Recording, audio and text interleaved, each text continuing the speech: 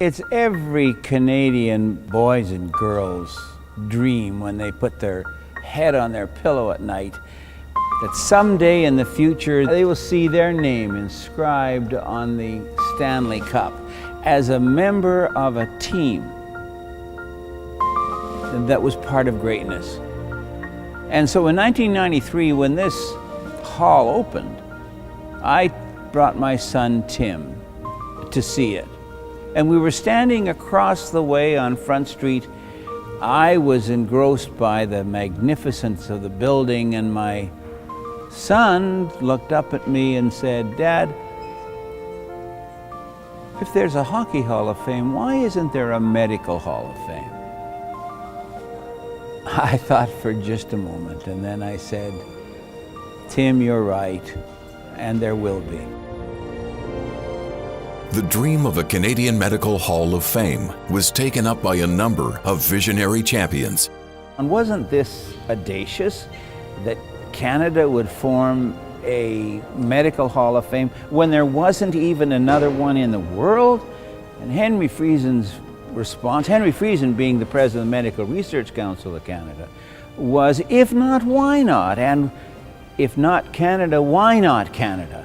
And so he became the champion because he realized at that time that we needed a place where role models for our young people could be easily identified. With this endorsement, a team in London, Ontario, put this dream into action. Soon, the first induction ceremony was underway at the London Convention Centre on May 27, 1994. The laureate portraits were then proudly displayed in the London Regional Art and Historical Museum until 2003, when the J. Allen Taylor Heritage Building became home to the Canadian Medical Hall of Fame, alongside Tourism London. The laureates of the Canadian Medical Hall of Fame have had an enormous impact as role models. Tens of thousands of visitors to the hall and website have explored the inspiring achievements of the laureates. And through the Museum School program, elementary students learn about the laureates and begin to dream about one day making a discovery of their own. At Discovery Days, held at universities and colleges across Canada, thousands of secondary school students each year gain a clearer picture of what it would be like to be a healthcare professional.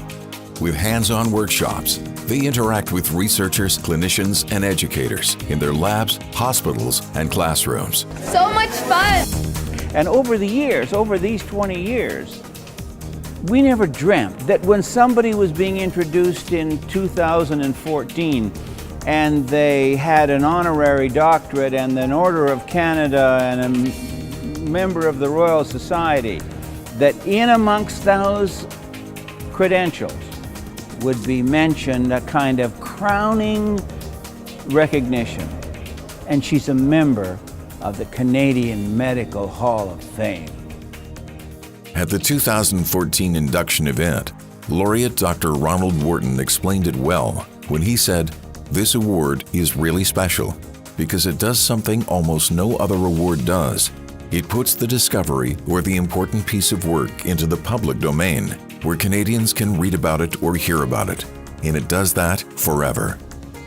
The Canadian Medical Hall of Fame, honoring our medical heroes of the past, present, and the future.